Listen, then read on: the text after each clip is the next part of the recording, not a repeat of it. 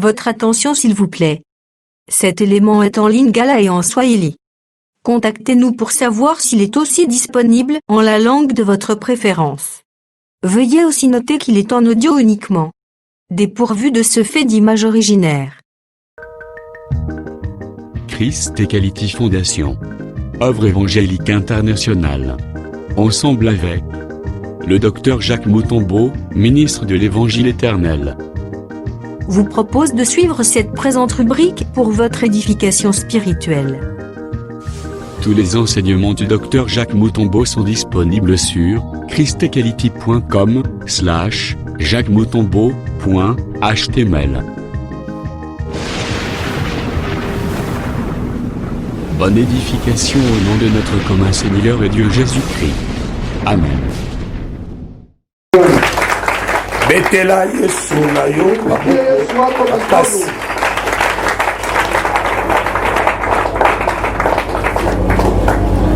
Que le Seigneur apambola moko na moko na biso. Le Seigneur apambola moko na moko na biso. Esembo jali. Sembola na loboko na yo. Vous allez quoi acclamer très fort le Seigneur na mulele na mulele na mulele.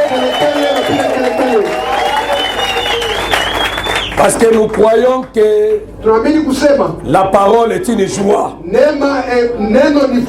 Peuple ezozwa parole ebele baza peuple epambola mi makasi.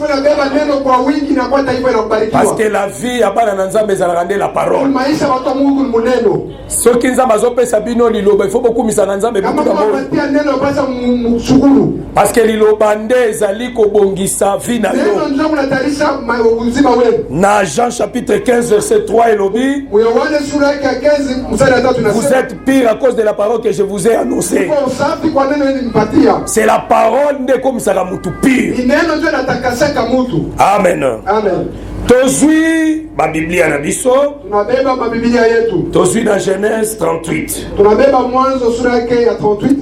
Tozui à partir ya verset nango 22. Que l'on a verset 36. Il retourna auprès de Juda et dit, je ne l'ai pas trouvé. Et même les gens d'Ilié ont dit, il n'y a point eu ici de prostituées. Juda dit, qu'elle garde ce qu'elle a. Ne nous exposons pas au mépris. Voici, j'ai envoyé ces chevrons et tu ne l'as pas trouvé. Environ 3 mois après, on veut dire à Juda, Tamar, ta belle-fille, s'est prostituée et même la voilà enceinte. À la suite de sa prostitution. Et Juda dit, faites-la sortir et qu'elle soit brûlée. Et comme on l'a menée dehors, elle dit, elle fit dire à son beau-père, c'est de l'homme à qui ces choses appartiennent que je suis enceinte. Reconnais, je te prie, à qui sont ces cachets, ces cordons et ces bâtons. Juda les reconnut et dit, elle est moins coupable que moi, puisque je ne l'ai pas donné à Sheila, mon fils, et il ne l'a connu plus. Seigneur Dieu de grâce, te remercions pour cette émission Ngolu na avant vidéo to kaliloba na yo. Merci pour l'émission de la messe au Tchèque de komi balé li papembe pe vigno, li papembe sunizo to no vigno makila, to li asunito mila makila to so bomoi, to telemeli nguya nyo so satana pambola magoto skotanga, to boneli buna komo Yesu Kristo. Amen. Amen. Na base na semaine to sito expliquer ki moi koya na biso ya moi retard. Minajua musemaine tu expliquer kwa kwantu kwa saa kupita. Parce que na prophète kiala na nabii kiala to nazote ya pe na Texaco. Naza kubiri ku Texaco. Nde to uti ko sala musala pe ya moto imbangu boye. Donc na tofa kazi na kuya mbio. To lobaki ete na contenu ya bozongi na biso na Kinshasa. Kwa tana kulia kwa Kinshasa. Ezo senga vraiment to travailler à la hâte. Inapasa kutumika pour ensemble ya bino pe ya Kinshasa kuna place ese monani. John place yenye assemblée ya Kinshasa iko. Esengeli maintenant na kende pona kosala déplacement ya église kola molango place ezali et que déplace toujours côté. Basi rudi Kinshasa kutosa kanisa vazi kwa na kuipeleka vazi. Voilà pourquoi nezo senga keto kangisa na masala neto kangisa boye. Jo kwa maana inapasa kuchanga makanisa na changa. Pour permettre biso to sisa musala na mwa lombango. Tusaidie bisha kazi wakati ya beni. Moto azana Saint Esprit lokola ngai a comprendre ngai facilement. Roho Mtakatifu ataelewa kwa upesi. Amwegeza la moto azana Saint Esprit te. Isikwetu mtu wa shiporo. Ndako bana ko vouloir likolo na ngai. Wale utaanza kusema juu ya. Fala kasala bongo te. Haipasa fanya. Fala katea kakawa. Sasa ubiri paka hapo. Wale ça peut manque d'amour aussi. Ile ni kushinda kwa mapenzi. Voilà pourquoi na senga jina bino botolere na mwanga bwana. Mimi nilomba usamu unitolere kuile na ngao. Amen. Amen. Le mardi de tokocha point virgule na lite na biso. Azibiko tutaweka mwisho mobili yetu. Nde après tokoya kozonga na séminaire tokosala awa thème ezali l'Éternel est mon berger, je ne manquerai de rien. Donc Psaume 23. Usitaenda na tarudia njuu ya seminaire ya Kishina ya Psaume 23. Na séminaire wana lite appelle au sambo le Seigneur a usale le mona biso. Muida kutakuwa mafundisho na maombi. Réellement à kozala et bon berger vraiment. Atakuya mchungaji mwema vya kweli. Peto ko manquer eloko te. Na tutakusa kitu. Ponyoso azalaka nango. Yote iko nayo. Amen église. Amen. Tozali kokoba na lite ya biso sur Juda et Tamar. Tuendeleza na mobili yetu juu ya Yuda na Tamar. Tolobaki Juda za 4e fils ya Jacob. Yuda ni mwana wa ine wa Yakobo. Na Genèse 38 il se sépara de ses frères. Mu Genèse basema akachana na ndugu yake. Donc mouvement ya salaki ya séparation na ba frère na ye. Nziko yenyewe alifanya kuachana na ndugu yake. Premièrement ils ont lobela grâce kolongwa na Israël koya chez les nations. Wala kwanza inaonyesha neema itatoka kwa Israeli kwa mataifa. Parce que tant se séparer na ba frère na ye accueilli chez Adilam. Wakati anasema bantu yake enda kwa Adilam. Kuna abalaki une femme cananéenne. Ule alioa mwanamke mkanana. O abalaki une femme païenne. Alioa mwanamke mpagani. Et total ça qui tolobaki ete ngolo kolongwa na Israël et koye pa na biso ba nation. Toka Israeli takuya kwetu chez mataifa. Mais mouvement ya ko se déplacer aussi na ba frère, ya ko se éloigner na ba frère na ye. Nziko ile ya kuachana na ndugu yake. Ezali aussi un mouvement prophétique. Iko nziko ya unabii. Parce que na kati nango ezopesa pe lite ya pe enseignement moko na kati. Kati unaisha mahubiri na mafundisho mule mkatikati. Tosima itolobaki ete tamba komi na Dilam. Beba tosa wakati anafika kwa Dilam. Kuna abali femme cananéenne. Ule anaoa mwanamke mkanana. Aboti bana misatu. Anazala watoto watatu. Ya liboso wa kwanza ya mibale Onan. Wa pili Onan. Ya misatu Shela. Na watatu Shela. Na sima na mwisho aye kozwa mwasi pona mwana naye ya liboso bibi anapatia mtoto wake wa kwanza mwasi wana nde ezali na kombo ya Tamar. Bibi jina yake jo Tamar. Akeina na Tamar. Nenda na Tamar. Baboti te. Kuzala hapana. Après aye kokufa. Kisha anakufa. Onan aye kokende na Tamar. Onan anaenda kubeba Tamar. Onan aboye kopesa semence na Tamar abwaki na mabele. Anataka kumpatia Tamar mbeko anaweka chini. Et après na kisha Onan akufa. Onan anakufa. Total saki tolobaki ete oyo azalaki méchant aux yeux de l'Éternel. Akufa abota te ezalaka nde le frère Adam. Parce que le frère Adam abota akufa abota te. Asweka madame. Tolobaki par rapport ya Genèse chapitre 2. Écriture alobi ete le jour où tu en mangeras tu mourras. C'est-à-dire adetango ali abra connaissance du bien du mal. Akufi alikufa abota na ete. Asikuzali. Asweka madame. Lokola yende tata na mutu apesaki ye mwasi. Sabile babaka ndio mpatia kabisa. Ndio tolobaki ete mutu apesaki Adam mwasi ezalaka nde l'Éternel. Mpatia Adam bibi ni wa milele. Et à cause ya péché akombaki méchant aux yeux de l'Éternel. L'Éternel l'a tué. Et voilà ce que frère na ye nde aya. Tolobaki frère na ye ezali nde Moïse. Par rapport ya Romains chapitre 5. Na Waroma sura yake ya 5. La mort a régné depuis Adam jusqu'à Moïse. Kwanza Adamu kufika pale. Moïse paye. Musa naye anakuja. Aboy kopesa semence na mwasi. Anataka kupeleka mbegu kwa Ye basali nini? yeye Akufa. naye anakufa. Siko falaki nde Shela ya. Anapata Shela akuye sasa. Balobi Shela te. Anasa Shela ba. Ye mokonde. Ye moyo. Voilà pourquoi tu sors qui dans Isaïe 35. Mama tuambia Muisaya. Ça va le moi-même je viendrai. Anasema mimi mwenyewe nitakuya. Sasa madame. Parce que ye mokonde akuya. Ye mwenyewe ndio atakuya. Ndio baki te tangu ya zoya. Wakati yako nakuya.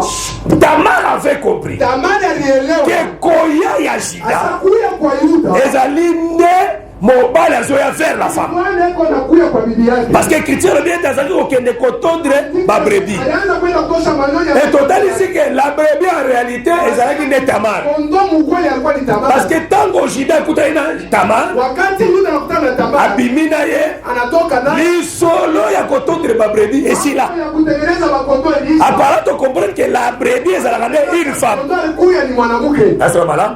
Nde tosima tolobaki ete Baba tunasema Tamar Tamari c'était une veuve. alikuya ni mjane. Mais tango ayoki sango ke Juda azoya Anasikia kusema yule kwa azwi elamba baprostitue nde alati kuwa ya baka. atelemi na kwe ya baveni Mubarabara. nde totesa tolobi ke lieu ya baprostitue ezalaka nde kwe ya baveni. Sema fasi ya baka na shabaka ni makutano ya maji. Atuka tosi totambolaki kuna mingi tokozokende su te Za kutembea kule sana utarudilia. lokola Juda alingaka baprostitue mingi Sasa yule apendaka baka parce que Juda yande mpona baprostitue.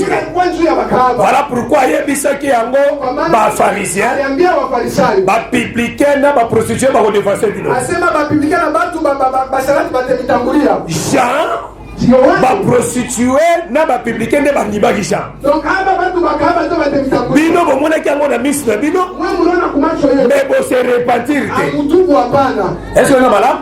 C'est-à-dire chrétien ezolakisa ke baisraélien baboyaki Jésus Tunaweza sema Waisraeli balikatala Yesu. mais bapublicain baboyaki Jean Donc bapibika mais bapublicain na baprostitue nde bandibaki Jean. basharati to alimujika yo. Apparemment to comprendre que Jean wana ezalaki nde elilingi ya véritable Jean qui est le Seigneur Jésus. Kuya ni pizza ya ule na kuya Yesu Kristo. Est-ce que malamu? Jésus ayaki nde mpona bato ya mauvaise vie. Yesu alikuwa juu ya batu wa maisha mbaya. Médecin ayaka mpona bamalade. Comme Israël amonaki azobela te Anasema silukule hapa. yango bazali nango na posa médecin te. Sina besoin na munganga hapa. Biso nde tozali na posa médecin. Sio tunahitaji munganga. esona malamu yango toloba Rahabe Uliambia Rahabe. elambo alataki Ile nguo alivala. ezalaki nde elamba baprostitue. Kwani nguo ya bakahaba. C'est ça sa vie. Ndio maisha ya. Nde vie baba azalaki nango Hii maisha ya. ntango Juda akutani na ye Wakati Yuda anakutana na babandi lisolo anaanza kusumburi.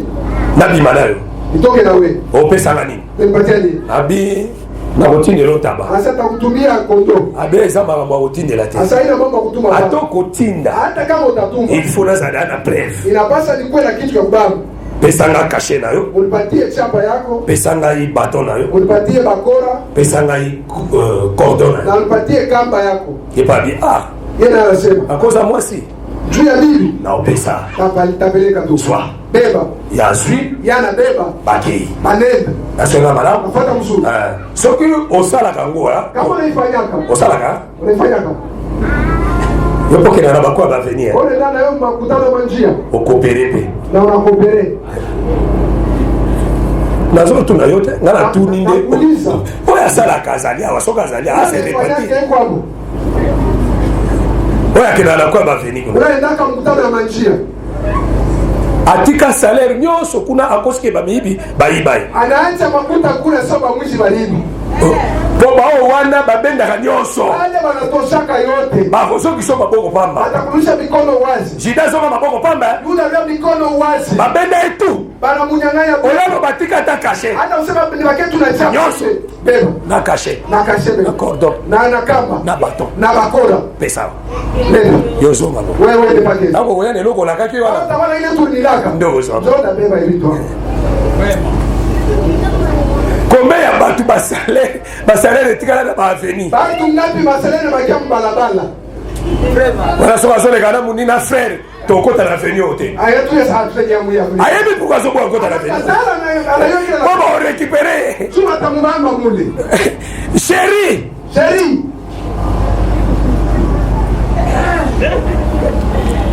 on a évité. Nisijua. Ça va relation à Kala. Ile tulivyana zamani. Yako mwana na Nzambe. Mtoto wa Mungu. Banga Nzambe. Ogopa Mungu. Amen. Amen. Banga Nzambe frère. Ogopa Mungu ndugu. Usokuwa upesa dîme, usokuwa upesa offrande. Sekumi kuleta sadaka. Yoso soki n'est pas bakahaba. Yote nenda kubakaba. Bakahaba bapiyo yo tout. Banabeba yote. Obishinda comprendre tendeli biloko misatole lo wana. Yule sikwelepe vitu vitatu vile vimotoka. Atikala ko comprendre. Asikuelewa bana. Ah. Et ça trois choses ici. Vitu tatu. Apesi. Anapeleka. Après, asali makamunaye. Anafanya mambo yake. Alibisi adilamit. Alibisi aminaye. Anaambia rafiki yake. Zwa mwana ntaba. Beba mtoto wa mbuzi. Kende kuna. Wende kule. Akoma. Anafika. Procession azate. Ule mkaba. Aira bato a quartier. Anauliza watu. Procession moko za nakate. Mkaba mwana tikala hapa. Totikala kubona procession ya wate. Nataka mkaba hapa hapa. Azozonge olanya malamu. Unafuata mzuri. Azonge pashida. Anarudia kwa Yuda. Ayebisiye. Anakwambia hivi. Azate. Ana. Beba voisin balobi. Batikala kubona ta procession ite. Hata rangi yake. Yokae. Sikia. Zala calme. Kwa kimya. Tokomisa go problème. Tomilugele kamuya. Mambo tusipai kwa problem. Omba dossier. Muiweke tu chini. Tumemela kenta bazwite. Tunampelekea mtoto wa mtu asime. Sipe biloko wana kufana nango. Kama vile tutakala navyo. Afana nango. Kale navyo. Nazo ya malamu. Unafuata mzuri. Omona mutu tata mukolo malete tikala na mwana mukwa muke. Eno mtoto kiloko hivi. Badosa musale za nakati. Do badosia kazi kumule. Malete so. Swazo bana nini? Eno mpa nini? Eo karate. Eza kaloko mabe. Hivyo kitu kibaya. Esa mwana na malamu. Nafuata mzuri. Vi wale za kafi mabe. Ile maisha ya mbaya. Ifo bima na mwana Kongo na Kristo kwa jina la Yesu. Vi mabe. Maisha ya mbaya.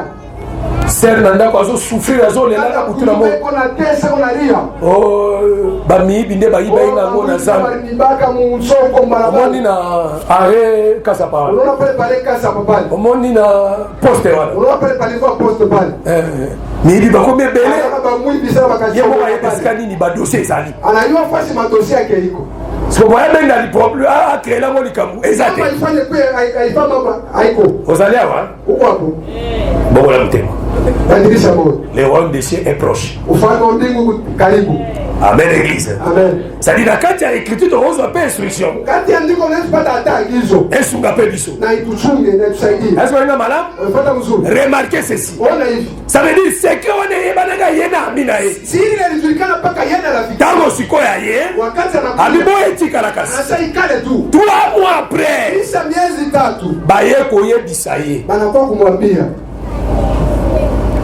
Pelsi na yo. Asema mko yako bibi. Akomi na zeni. Eko na mimba. Yoka courage. Sikia. Bolisa ye. Mumtoshe. Amosika na moto. Bata mchoma leo. Est-ce que mala? Wafata mzuri. Amen. Bola ndanga yao. Wafate. Bolisa ye. Mumtoshe. Amosika na moto. Atalungula leo kumoto. Est-ce que mala? Wafata mzuri. Ale bazui Tamar. Wanabeba Tamar. Tala zemi na yo. Na tumbo yake. Akomi na zemi ya kozi ya musalane ya kindumba. Anapata mimba mkazi yake ya kundumba. Batelemisha wa. Wanamsimamisha pale. Abi bozela. Asa mchunge. Parce que bakonda na kamoto te so ni bayoki. Hauta hukumu mtu kama umsikia bana. Est-ce que madame? Wafata mzuri. Bali kwa komanda. Unapenda kuniua. Bozela. Mchunge. Moto yo. Mtu ule Kolo biloko yo. mwenye hivi vitu niko nayo. Yende kolo likako. Yeye ndio mwenye hii mambo niko nayo. C'est-à-dire biloko wane fe kokana na wezana libu. Usabia vitu unapaswa kuendelea kile kiko mtu. Amen. C'est bon mali kama nalo. Unapata mambo. C'est-à-dire les trois choses. Usabia vitu tatu. Il fait kokana na mwono azana. Endeane na huyu mtoto kwa mtungu. C'est-à-dire mwono azana libumu. Mtoto mtungu. Yende synonyme ya trois choses. Yeye ndio anaweza hivi vitu vitatu. C'est-à-dire kolo biloko yo. Sasa mwenye hivi vitu. Yende kolo senyo. Yeye ndio mwenye hivi vitu. Yoka sikoyo. Sikia sasa. Yoka écriture ha. Nasepelaka na Bible po Bible eza mukolo ya biso nyonso. Napendaka bianzu mkubwa kushie bote. Biso tu bana mikie. Wote watoto. Bible ne mukolo. Biblia ndio mkubwa. Amen. Siko écriture lo Bible. Andiko nasema hivi. Telemaka liboso ya mutu aza na suki ya pembe. Simama mbele ya mtu una nywele mweupe. Zali mutu aza na suki ya pembe za bekiti. Una nywele mweupe ni maandiko. Aza mukolo ne faut respecter kai. Mkubwa inapaswa. Parce que côté les ici c'est le respect. Usimame ni kuheshimia. Soto sa écriture. Inapaswa kuheshimia ndiko. Yoka écriture des oloba. Kavi andiko nasema. Moi si skoyo atelemi. Bible nasimama. Verset 25. Verset 25. Comme on l'a mené dehors, Vile balianza mpeleka nje. il fit dire à son beau-père, Anaambia mko yake, c'est de l'homme à qui ces choses appartiennent kwa huyu mtu mwenye hivi vitu que je suis enceinte. ndio ule mwenye alinipatia Reconnais, je te prie. na kulomba utambue tu. Pour ayebi ke batu ba l'esprit ya kuwangana. Anaweza watu beko na ile roho ya kukatala. On a dit hein? Unafanya? Pour ayebi ke batu ba l'esprit ya kuwangana. Watu wanakatalaka. Yango je sais, reconnais, je te prie. Tambua na kulomba na kusihi. Reconnaître yango. Tambua tu. Nazosenga na Na yo. kulomba. Parce qu'ayebi ke l'homme Kwa biasa mwanaume spécialiste ya kuwangana. anakatalaka mwile. Elongo ya ye moko. Mambo yake. Awangana ngo. Anaweza ikatala. Yangate. Sasa ile ndio yangu. Même dans l'assemblée des saints. Hata mkikundi ya matakatifu. On a peur Tunaboka. de causer avec quelqu'un. Ya kusumbulia na mtu. Pe aza na confiance que ako répéter textuellement masolo bosola. Ataenda kusapaka vile mlisumbulia. Hapana. Même dans l'assemblée des saints frères. Hata mkundi ya matakatifu. Même na bataille. Hata Na bana na nzambe. Bosololi unasumbulia. sima. Mwiti mkongo. Soko bengiye. Kama na mwiti. Makamoto soleil wala. Kusumbana wewe. Nazo reconnaître ngote. Mimi si reconnaître pas. Waneza silence des morts hein. Ile ni ukimya. Silence des morts. Ukimya. Yo mtaba makamote. Ana ulisema hivi. Oh, na te frère. Boko c'est la ngai. Unanilandia. Yango lelo. Leo. Esika basali bazo solola. Ufashi matumizi. Faut bozala sûr que lobe bozala solo. Kesho itakuwa kweli. Enregistré. Eba tu weka tu enregistré. Wapi kocha enregistré ça démoniaque hein. Unaweka liseko ya Na basolo basali. mambo. Kocha enregistré. Unaweka enregistré. Ezolakisa ke confiance ezate. Confiance haiko. Mtoto osola leo. Mtu tunasumbana naye. Soki tokabwani. Kama tunachana naye. Awangana. Atakatana. Yemo bazo bana munogobe. Yema yako anaanza. Soki bazata na preuve enregistré bopesi ya. Soki na yoki na enregistré. Sika ba enregistré. Nenga na kodima. Soki teisika. Eza manka repentance. Ile kumambo ya mbaya. Eza manka repentance. Iko kushinda kutubu. Bondi me faut toi enregistrer. Mtu uisike kwa tu enregistré. Où est le Saint-Esprit? Ile ni roho takatifu. Wapi kobongwana? Wapi kubadilika? Ezate. Hakunako. Voilà pourquoi. So kwa maana Tokoma dans le système. tunakuwa na réunion Enregistré. enregistré. Pour verser quoi je t'ai pris. Tu verser par ça na kusi. Reconnais. Tambo. Attention sur un essai. Atona sumbula Na frère. na ndu. Na dossier moko. Unasumbula mambo. Il faut t'enregistrer. Inapaswa Kwa kowangana. Atala.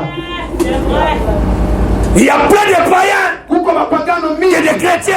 na baba Des mbakristo. charnels. Batu bakiki. Qui va te dans le Saint-Esprit. Ça n'est pas l'église du Seigneur. Ana mkanisa ya Bwana. L'église du Seigneur est arrêtée dans ma sainte. Kanisa ya Bwana kuna Ma bataka. païenté. Mapagano bana. Si même à l'obolobaki. Donc isikia masemo yo. Sokolobaki yango asimango. Ulisema uichikie. Zalaka responsable. Ya tu responsable. Na eloko bibi na kati na yo. Mambo natoka ndani yako. Confirme yango. Uikiri. Nous souffrons. Tunateseka. Il y a trop des infiltrés. Kuko bakwingi. Trop de païens. Baba pagano. Inconvertis Batu bashipo au milieu de nous. katikati. Voilà pourquoi nous, l'église souffre. Kanisa kuna teso. Des gens qui créent des histoires par-ci par-là. Umba vitu hapa na hapa. Dans votre lobaki, Ulisema Soki, Judas Kutana Tama prostituée. kama yuta anakutana na Soka Zui Semence. kana pata Et là-bas, prostituée fait le ndo mangwe ya mkabe na pasa. Yoka réponse, il y a Adilamit et place il y a Judas. Sikia jibu ya Tilamite fasi ya Yuda. Namoni ete, Simuone pe batu balobi, batu babasema azalaka wana te. hata pale. C'est-à-dire kolobake, Usema nasima kozwa évangile. kisha kupata injili. Il faut, Inapasa batu balobake, batu basema achangea, badilika. pe vêtements yolati, elongwa. Inapasa itoke. Nasima kozwa évangile. Kisha kupata injili. Amen. Amen. Amen. Amen. C'est ça la nature d'un enfant de Dieu. Ndio hali ya mtoto wa Mungu. Je te prie, Na kusi. reconnais. Tamu. Kwa yebika koko wangana. Sasa naweza Kebiloko eza ya ngai te. Aziki na moto. Analungula moboto. Combien babwakami libanda? Bangapi wanatupiwa nje? Combien banyokwami? Bangapi banalemewa? Combien bazwa akizaka bango par-ci par-là? Bangapi wanawachongea hapa na Na hapa? ba faux témoignage. Na mamshuda ya bongo. Combien? Bangapi? Parce que mutu awangani. Tu mutu alikatala. Et lokola wangani. Bila akatala. Pesa presse. Leta presse. Pesa presse. Leta presse. Pesa presse que ngam nalobaki yango. Patia presse asema ndio ministère. Et on n'a pas comme lokola zoba. Bila bakiasa mpumbavu. Ah nzambe kaka suba. Mungu tu sasa. Nzamba koyame na retard. Mungu atakuya baadaye. Asante c'est kweli yo. Asante sasa kuangukia. Et wako yeba na après. Naweza kujulikana baadaye. Pesa presse. Leta presse. Ba converti ba païen. Watu bashipa kubadilika mapagano. Ba ebi nzambe te. Abayuwa Mungu. Ngai so na lobili kama. Lakini nasema kitu. Jasine. Naitikia. Mutosa ngelo wazate. Nalobi. Nasema. C'est la vérité. Ni ukweli. Soki yo nde mutu okeye bobulu n'église. Tobi yo mutu okeye bobulu n'église. Et tolobi yango. Tunaisema. Mutosa mutelo wazate. Mtu atafanya mwenzake baanako. Vous devez s'immer des responsabilités. Kia madaraka. Au milieu de nous, il y a tous des hypocrites. Comme j'avais dit les jeudis. Il y a même des infiltrés ici. Bah, espions. Azo Makamboa. Akene nango. Ok, li fino. Na makambo batu basu bakufa. Na makambo ba misala batu se beba. Yoza la musali ya mutu mususu pona mabe. Bon même si église encore. Il y a des sanctions landaka. Bana na ba presse nango. Ya mutu akufela mwana na liboso ya mobali. A cause ya makambo. Aya kreba trouble. Biso tofuka bito sambeli. Biso batu tozana mabe. Kolo akate la biso tumu. Mais soki ezande bandeko nde bazana mabe. Kolo bakate la pe tumu. Ndeko azocha mobulu na kate na biso. Azwi maloba amemi, azwi amemi. Kolo kata likambo. Mwana na mobali ya liboso na âge à 12 ans. Azo traverser mutuke tout ya kufa sur place. On ne blague pas avec Dieu. Na makambo boy. Tu fais des aventures. Tu vas mourir. Toyo, to mwasi, to nani akokufa na likambo.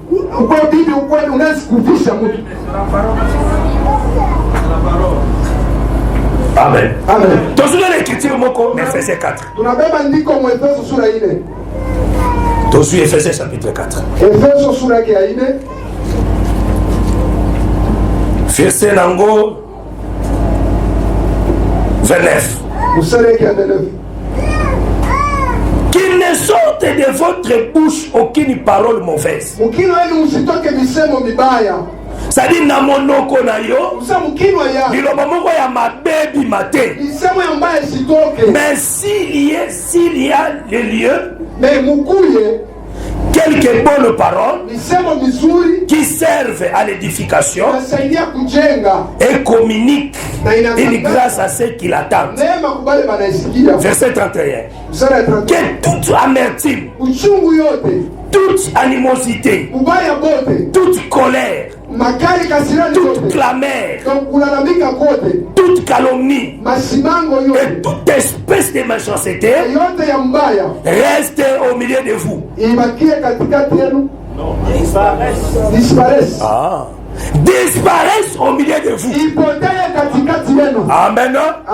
Toute colère, amertume, animosité, calomnie, nyonso mabe, elibo na kati na bino. Boli musango. C'est tout un vêtement souillé. Amen. Ça tire de la mort. Ça tire de la malédiction. Ça tire de l'envoûtement. Ozo se sanctifier.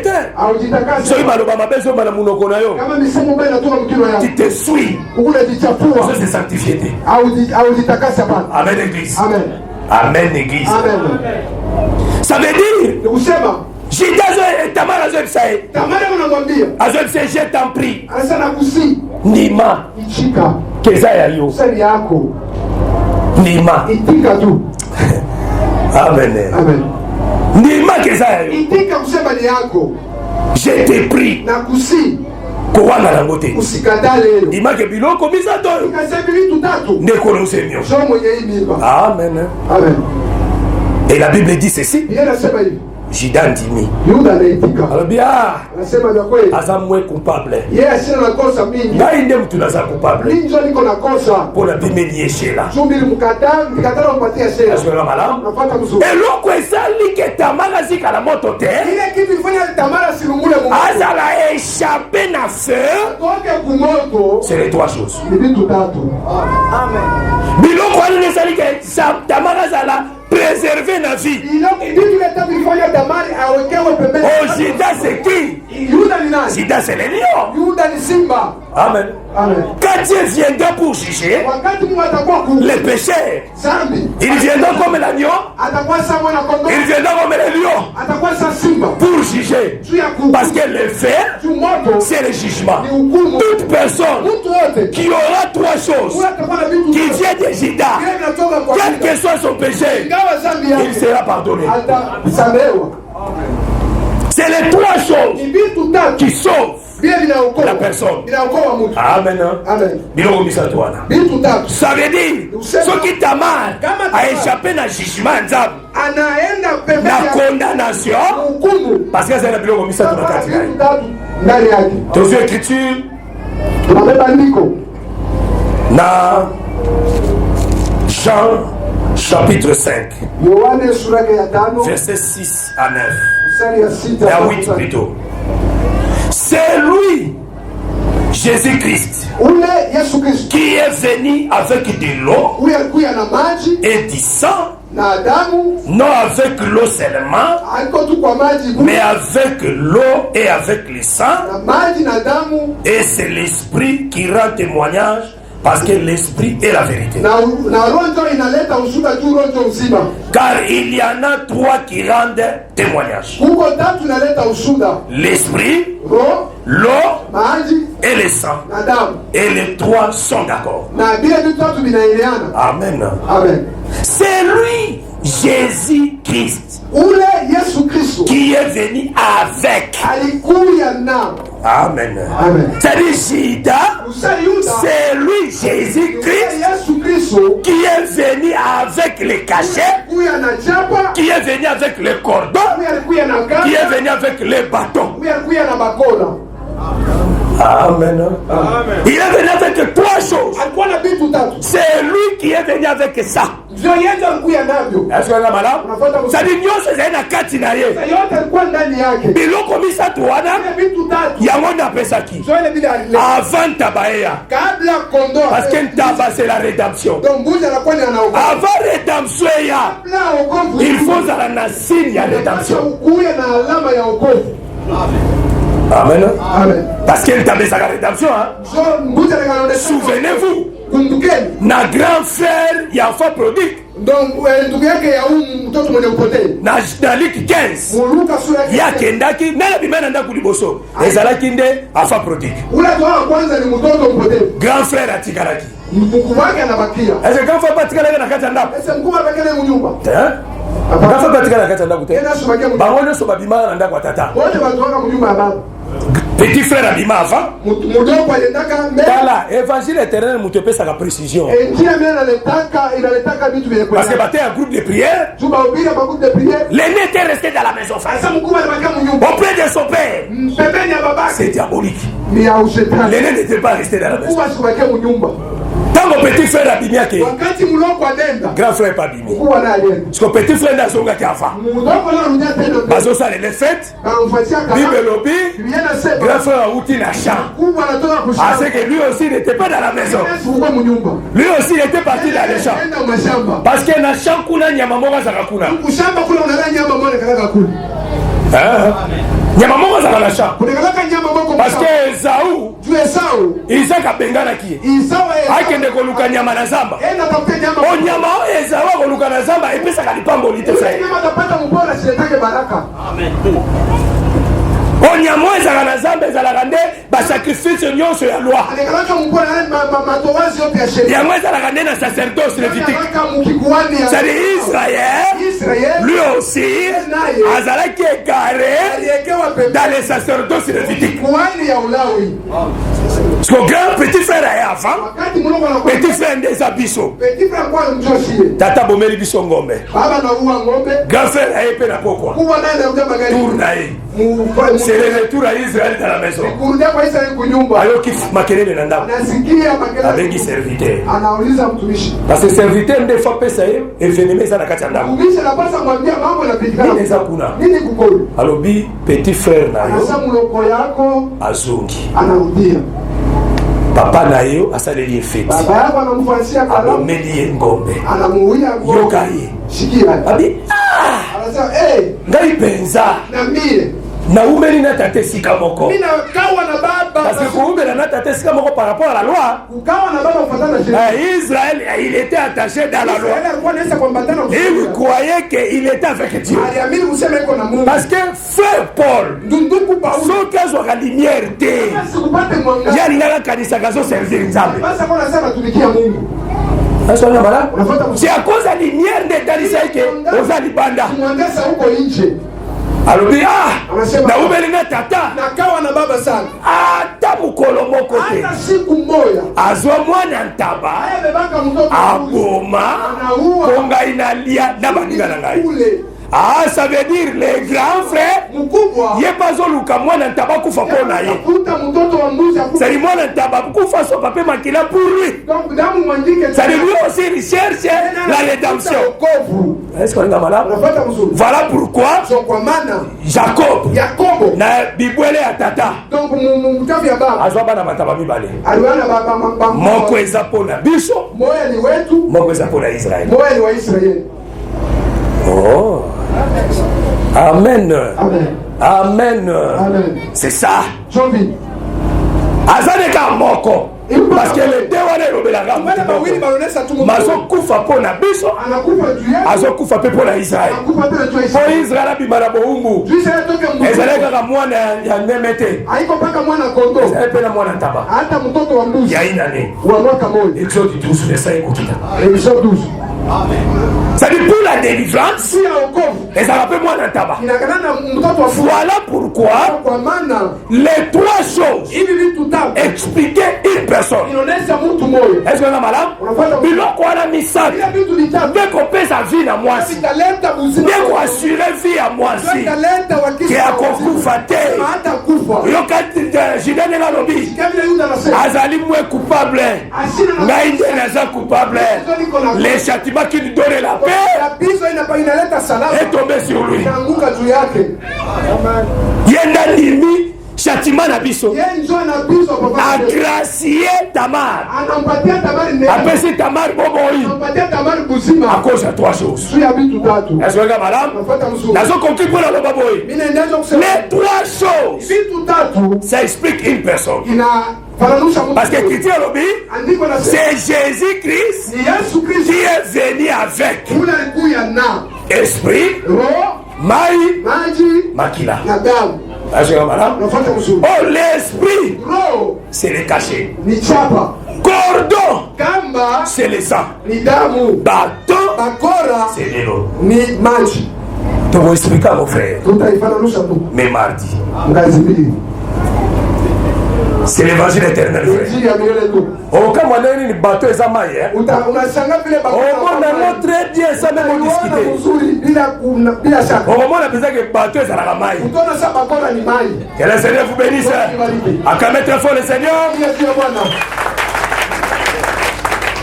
La même est pour compris. Les trois choses ici, les hommes demandent na mutumoko. En réalité, mutumoko wana. Les alakane trois sortes yanzete. Jacob, Nassima na eko travaille pas là-bas. Il faut un salaire. Mais pour un salaire na il faut avoir un pato ezali t'acheter rayer marketing. Oh, pour avoir un pato ndengwana. Il faut le 3 autres anzete. Est-ce que la madame? Et les 3 autres anzete, il y a mon éco bimisa bilebo misado la katanyama. Est-ce que vous avez madame? Unafuata mzuri. Est-ce que vous avez madame? Unafuata mzuri. Ensuite 3 nzete. Anabeba miti tatu. Apaloli yango. Alongoli baposo nango. Anatosha ile mangozi. Azwi yango achango nesika banyama bamelaka maji. Anaweka fasi banyama pia kunyaka maji. Tous les 3 tie. Yote tatu. Tango banyama bazokota en chaleur. Wakati banyama lenga mkisi. Nyama kokota en chaleur c'est-à-dire koti na ovulation. Usa wakati lenga wakati ya kuchukua. Nde akoya siko komela mai. Atakuya kunywa maji. Tango azomela mai. Wakati anakunywa. Oye sangani na banzete misato. Sangana na miti tatu. Nde tango azobota. Wakati atazala. Akobota nyama oyo ezali markete. Atazala nyama ule kona tachete. Eko na chapa. Reye. Eko na maalama pa. Tozo kitiko wana po tozo conclure de wana. Tobe andiko tusome. Tozo Genèse. Mwanzo. Genèse 30. Verset nango 37. 30 verset 37. Kokita muke. Kushuba kidogo. Jacob prit des branches vertes, peupliers, d'amandiers et de platanes.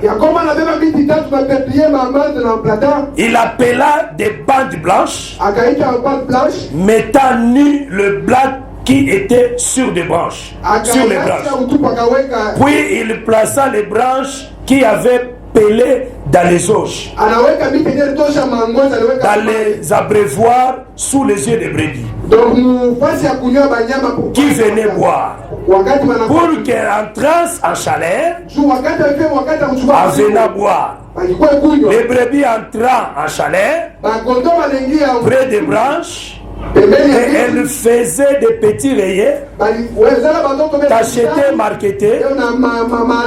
Jacob sépara les agneaux et il mettait ensemble ceux qui étaient rayés et tous ceux qui étaient noirs dans les troupeaux de Laban. Il s'est mis ainsi des troupeaux à part qui ne réunit point au troupeau de Laban.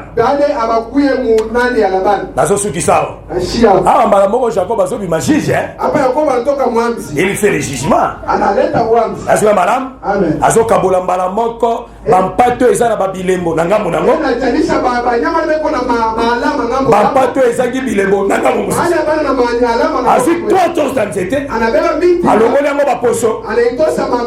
Atiki yango ni azwi yango atia yango na bisika banya bamelaka mai ntango banyama bakota chaleur bazwa komela mai bazobima batachete bareye te epuis soki aboti bano bazobotama wana bazobima na babilembo wana azokabola. Eskolinga malamu? Eskolinga malamu? Oh, biloko nyonso miso to euti epa nani? Euti epa Jacob. C'est-à-dire Jacob ne aponi 3 bois. Est-ce que madame? Oh, les 3 bois et parlent de Moutoumoko. C'est Jésus-Christ. C'est la loi, les prophètes et les psaumes. Oh, Jésus a dit, je suis le bois vert. Ah, ça dit le bois vert. Et ça va rendre platane, peuplier, amandier. Dans la zone de Israël, Anna Poso, Poso de Lamba. Oh, ya lati. C'est tout un bois. Mais avant matana nzete, il faut pas déshabiller. Ça dit bazolongola bois poso. Akotika la ni. Jésus papa ka ine kulusu ni. Azaina lingwa ndate. Amen. Amen. Ce que maïe ezalaki. L'eau c'est le Saint-Esprit. Les 3 arbres, c'est Jésus expliqué. Jésus expliqué. Né avec le Saint-Esprit. Né bilembo kobima na kati ya mutu. Quand la parole est expliquée, accompagnée par l'onction qui est le Saint-Esprit, il y aura les signes de conversion à toi. Il y aura des trois choses qui vont paraître à toi, marketer, t'acheter, rayer.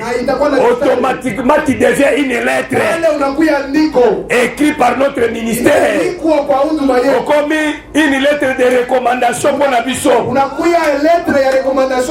Na NCC, na Ofida, na marché, na école, partout.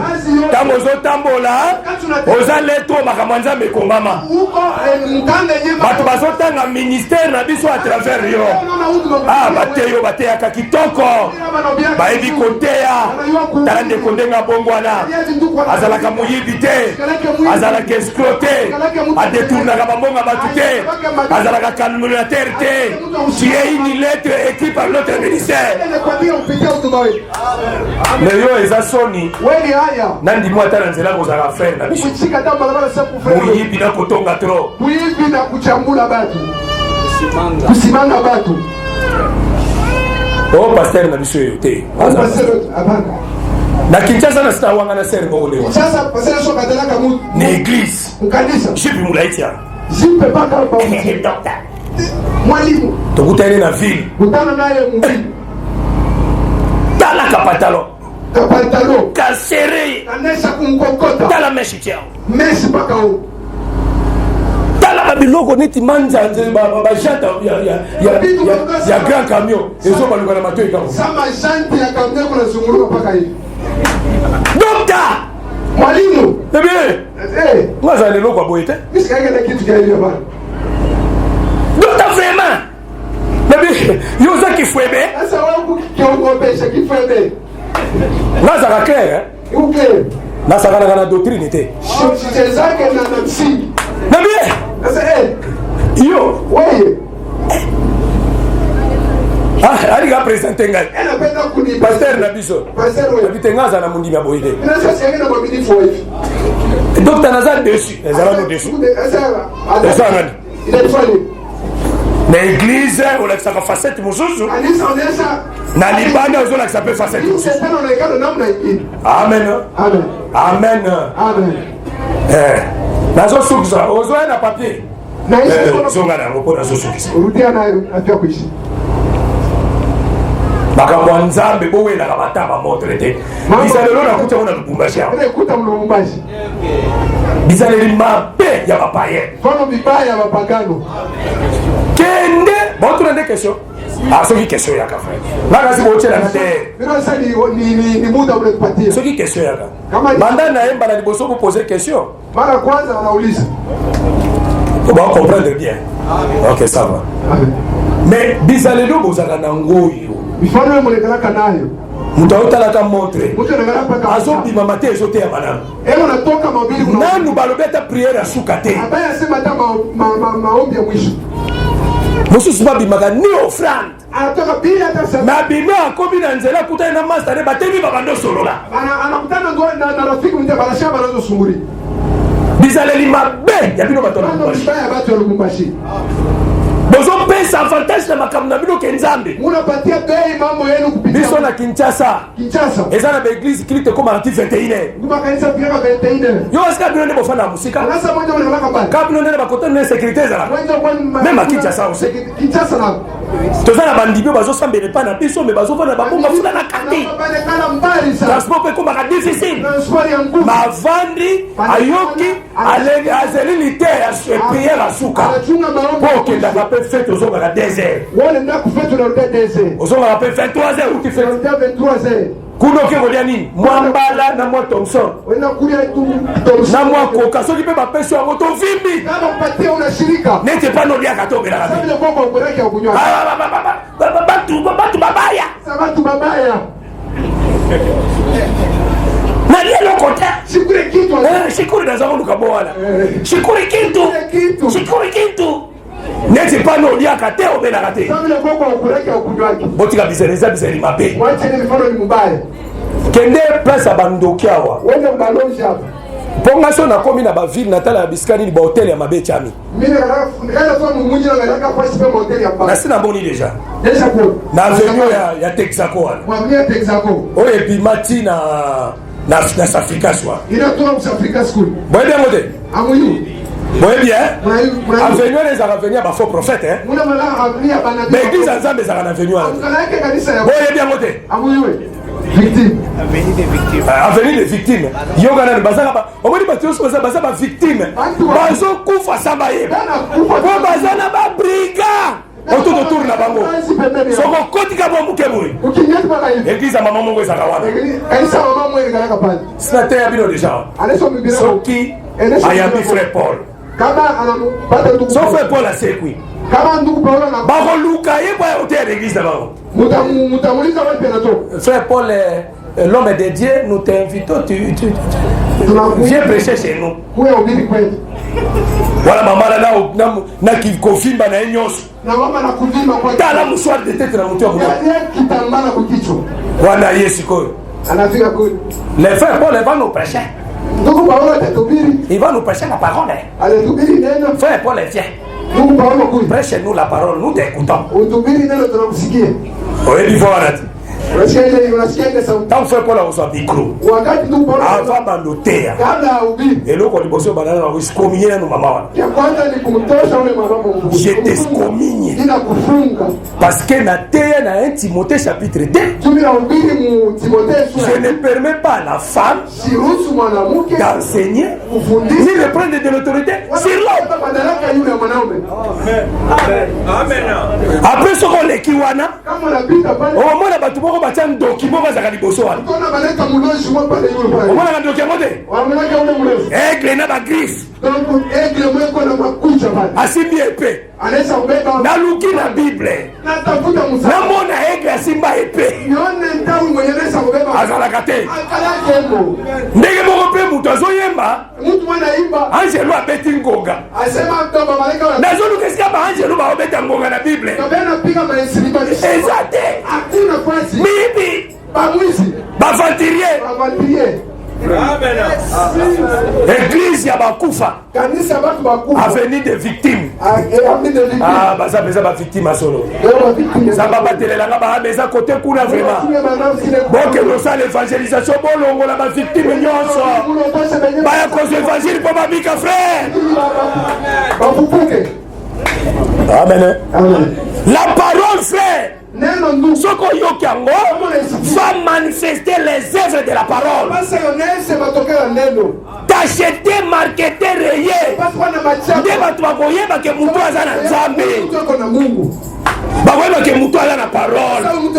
Ta vie doit être conforme à la parole. La semence que tu as, tu aussi. Et le jour de la mort, tu seras échappé à la mort. D'autant la question, tout ce qui ça.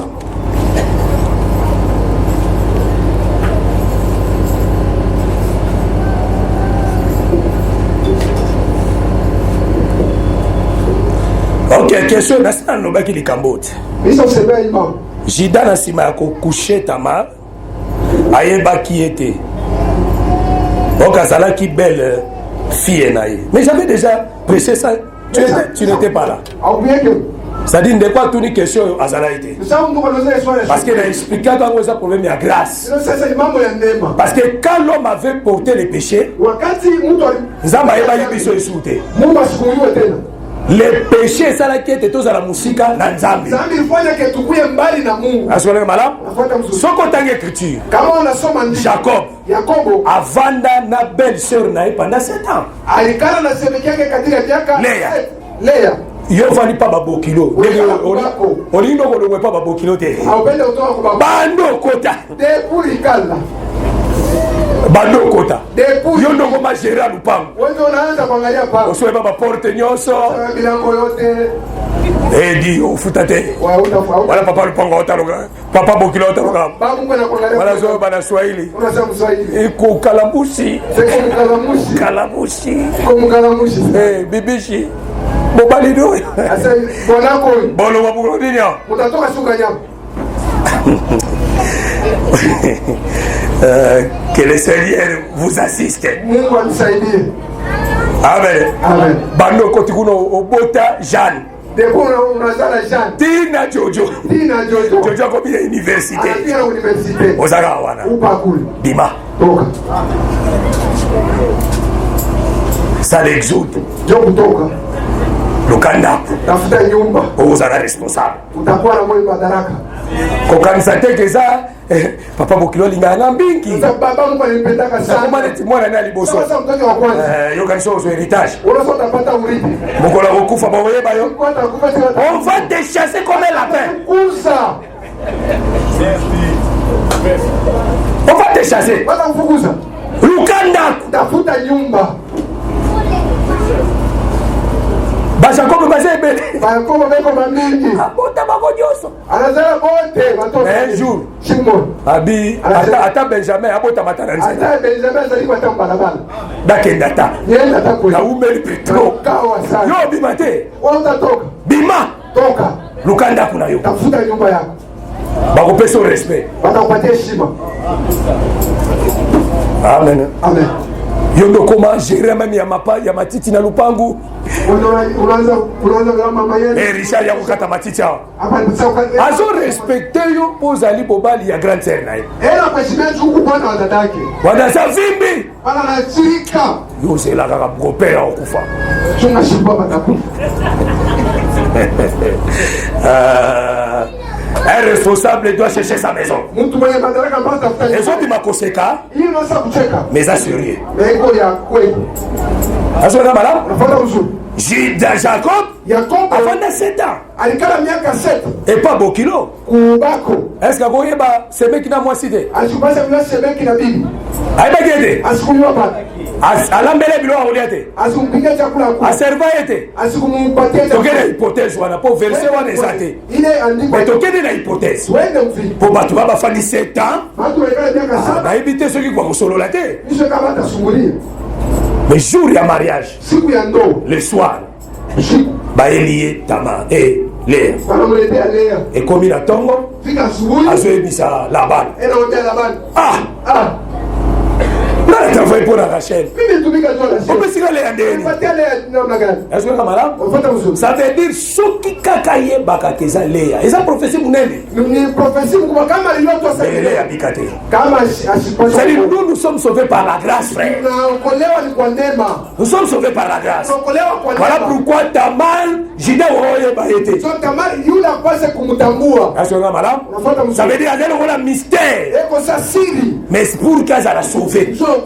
Et le quoi qui se soit pour reconnaître biso. Il faut qu'on a le monnaie le qui n'a kati na ye par biso. Na Genèse 18. Dans l'éternel a été visité Abraham. Atuna Sarate. Nasima kozwa ngomba mafuta. Bambomeli ye. Tango allié. Allié na crème. Anakula na maziba. Crème. Dans les écritures, niandiko. Zambalia lipa. Alikula mkate. Alia ngomba mafuta. Alikula mafuta. Alia na crème. Alikula na crème. Alia yoki à comprendre que ma créature va vivre bien. Anaweza biumbe viko naishi mzuri.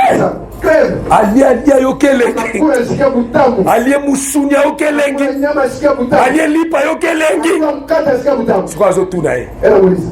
Où est Sarah ta femme? Sarah yako kwa. Bongo avant nyama kufa kwa tout n'était. Kabla nyama kufa tasikuuliza. Ça dit nzamba zo reconnaître biso après la mort de la croix. Mungu ale tutamwa kupitia kama. Tango mwana ngoma mafuta zo kufa. Après l'œuvre de la croix, ndeko la ko tuna biso ba péché. Ndeko la ko reconnaître biso frère. Mais avant la croix, kabla msalaba. Aïe biso te frère. Asikutambua pa. Nous sommes des pécheurs. Amen. Amen. Aujourd'hui nous arrêtons ici. Que le Seigneur vous bénisse. Totez-lui pour la prière.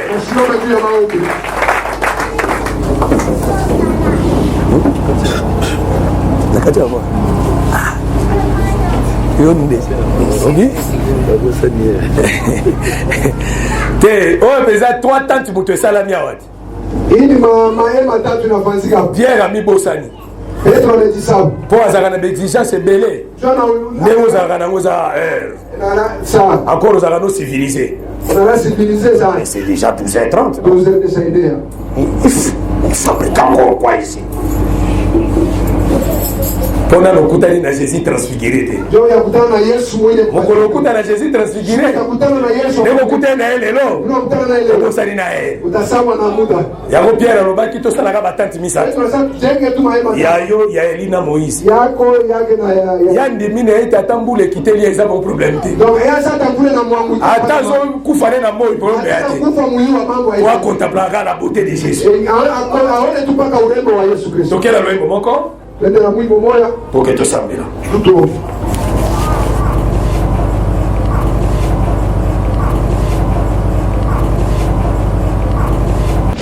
Merci d'avoir suivi ce message et que Jésus-Christ vous bénisse. Si vous avez une question à l'intention de l'homme de Dieu, si vous voulez que l'homme de Dieu prie pour vous, si vous voulez vous confier à l'homme de Dieu, ou si vous voulez tout simplement bénir l'homme de Dieu, contactez-le directement si ses coordonnées sont disponibles depuis sa page. Sinon, contactez-nous et nous lui transmettrons vos préoccupations. N'oubliez pas de faire un tour à notre page évangélisation pour voir en quoi vous pouvez vous rendre utile à Christ par cette œuvre. Que Dieu vous bénisse tous. Amen. ChristQuality.com. Les cieux en un clic de la souris. Évangile-éternel.com, le site de l'évangile éternel.